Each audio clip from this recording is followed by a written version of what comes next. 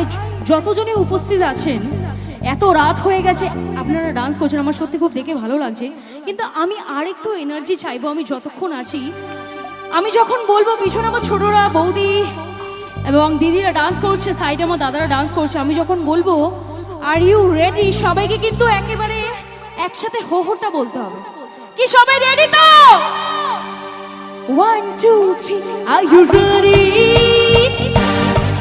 R you ready? লাকাবনি এরা লাকাবনি are you ready? Are you ready?